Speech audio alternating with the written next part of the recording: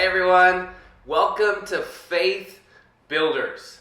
It's going to be a weekly encouragement to you. In fact, the goal of Faith Builders is that I encourage you with everyday habits to build a stronger faith. And the goal over these weeks together is that each week you get a faith builder and we see our faith grow over time. That a month from now, a year from now, we have a stronger faith because of the work that we've done together through Faith Builders. So enjoy this and look forward to it every week. I'm going to start with a story that's going to illustrate the point that we're talking about today. So a few years ago, my wife and I were sitting around at home late one night, and we got hit with that craving that often comes around 10, 11 o'clock at night for In-N-Out. And apparently this is a common occurrence because anytime you go to In-N-Out at 10, 11 o'clock at night, sometimes even midnight, there's a huge line. So this is a common issue. But we were at home and we knew that we had just gotten an In-N-Out gift card from a friend or from a family member for Christmas, something like that. So we thought, you know what? Let's just live dangerously. Let's leave our phones and our wallets and everything here at home, and let's just grab this gift card and go. And so we grabbed that card and we went. And we went to In-N-Out and sat in that line and got up and ordered our food and then got to the window to pay and to get our food. He takes the gift card and he runs it, and then he tells me, hey, there's no money on this gift card. And my wife and I are just going, oh no. We don't have our wallet. We don't have anything. We're looking through the glove box to see if there's any cash in there because we don't want to go home empty-handed. And then the cashier says something interesting, and I still remember it to this day. He said, but we're In-N-Out, so of course we're going to give you your food. And I was stunned. I'm going, okay, you have an understanding of who In-N-Out is, the identity of In-N-Out. And because of that, you know In-N-Out is going to take a certain action. And that you know what to do because you know who In-N-Out is. So here's what he didn't say. He didn't say, hey, you know what? Why don't you guys come here in the back in the kitchen for a couple hours. You can flip burgers to pay off your meal and then take it home. He didn't say, you know what? No problem, just go home, grab your money, come back, and then we'll get your order ready again. What he said was, because we're In-N-Out, because I know who In-N-Out is, we're going to give you your food and you're not going to pay for it. In-N-Out showed me a powerful lesson that day, is that our doing comes out of our being. What we do comes out of who we are. Action comes out of the identity that we have and our understanding of that identity. And it's just true. If we work on who we are, then the doing is going to follow that. But here's the thing. Our world is obsessed with the doing and not the being. Because the being, it takes more work. It takes more commitment. It takes more focus. It takes giving all of who you are to become that thing. How many times have you seen that article, the 5 things to do to become a better spouse? Or the 5 things to do to become a better leader? Instead of, here's who a better spouse or leader is and how to then pattern your life to become that. And we got to focus on the identity first and then the action comes. Focus on the being first and then the doing comes. We need to spend more time on who we are. And we got to be really careful about the things that we tell ourselves about who we are. And you got to nip these in the bud. As they come up, you got to take those statements that don't really identify with who you truly are, and you got to replace them with statements of truth. And so you might just be going somewhere and think to yourself, you know what? I'm just a loner. I'm just not as good with people as other people are. And you know what? You got to stop that right there and say, you know what? God doesn't make loners. God makes people who are meant to be in community because that's how we work best. You might just say to yourself, you know, I'm just not really a leader. And so your actions are going to live out of that. And you know what? God has given us all a circle of people, some influence. And if you have any sort of influence whatsoever, people are looking to you for anything whatsoever, you're a leader. And so focus on the identity of the leader that God has called you to be, and good things are going to come out of that. And here's what I think is the most important thing as we do this together. As we think about who we are, we need a model. It's the way that we learn best. When we see someone doing this, when we see a person who is capturing the identity that we're heading after, that is the most helpful. And it's no mistake that Jesus was that model. And he took his disciples on a multi-year journey of who we are. He showed them over and over, day after day, this is who we are. He showed it with his very life. He poured out his life every day for people to see and for people to follow. And he worked on identity. These are the people of God. This is what a person aligned with God's purpose looks like. And so let's look at just a few examples here. Mark 4. If you remember this one, Jesus is on a boat with his disciples, and the disciples on that boat are freaking out because there's a storm.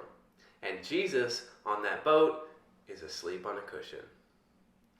And the disciples in this moment, they're saying, how can Jesus be asleep? And in fact, they make a pretty bold claim to Jesus that he doesn't even care because he is sleeping. But Jesus is showing something here. He's saying who we are is people of peace. Who we are is people who can be calm in the midst of life's storms because we have a trust in something greater. And even with his physical body, he was showing we can be people of peace. We can be people who don't have to freak out in the midst of what's going on in our lives.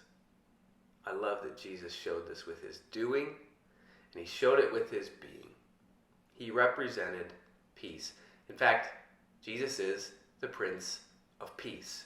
And so this is a powerful illustration of the identity that God is calling us into every day. I love that Jesus showed that with his life. But you can see the disciples misinterpreted it. They said, you don't even care. And so Jesus was teaching them this lesson, hoping that they would get it, hoping that they would see the way that he was behaving because of who he is. Now let's go to John 18. In the Garden of Gethsemane, Jesus knows that he's about to go suffer and die. And Peter doesn't want that. And so Peter cuts off the high priest servant's ear. And what does Jesus do? Jesus says, no, Peter, this has to happen. And he heals the high priest servant's ear. And what is he saying in that moment? We are a people who love our enemies. These are the people that are about to kill Jesus. And he is looking at them and acting with love towards them. In a moment when he could have just blasted them away. He could have stopped all of this in an instant. He is showing them love and grace. And it's one thing to say, be a people who love your enemies, and it's another to show it in such a powerful way as this. In the face of an enemy, Jesus loved them. What a powerful model. His identity was someone who loved his enemies, and out of that came the life that showed a love for enemies. It is so countercultural and so difficult, but it becomes more real and more practical when we can see Jesus do it, when we see this model of him doing it every single day. Let's go to John 4. Jesus is with the woman at the well. Someone that society has said was cast out, was not worth anyone's time, and Jesus spends time with her and shows her mercy and grace and forgiveness, shows that he's cared about her whole story.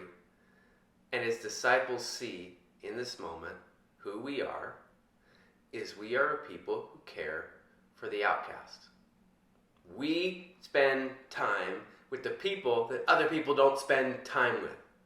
Jesus showed that over and over through his life, and he makes a powerful statement about the identity of Christ followers, that we care for those who are not treated well by society. In fact, when Jesus does spend time with this woman, it changes her life so much that it starts a revival in her community because her identity had changed.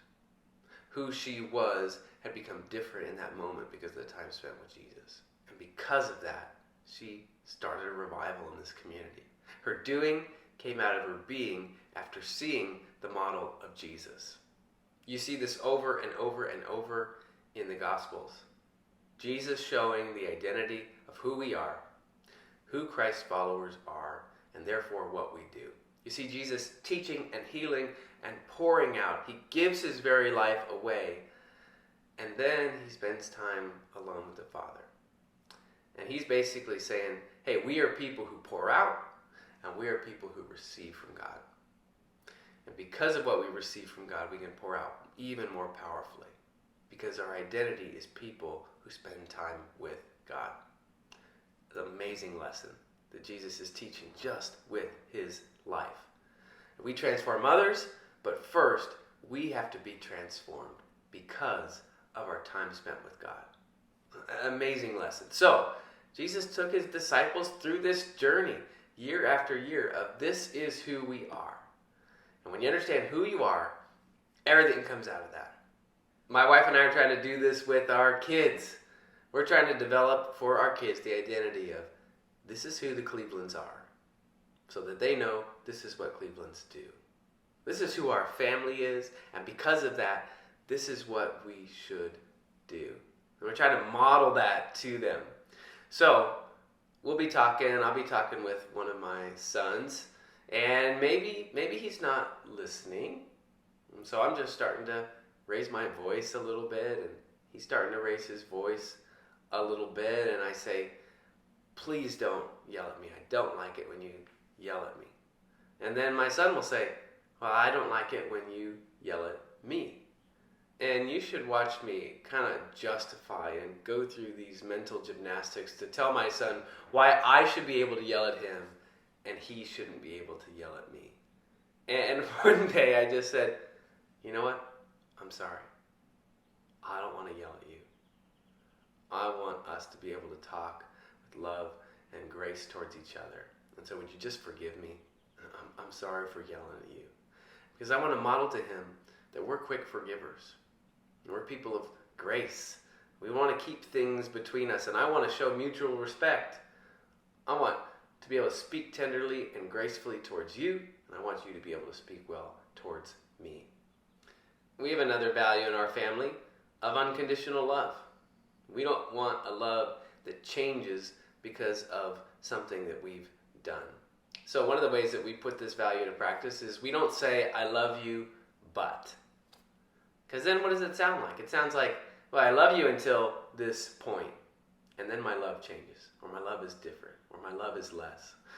So instead of saying, I love you, but I'm annoyed with you, or I love you, but you're driving me crazy, we say, I love you, and you're driving me crazy.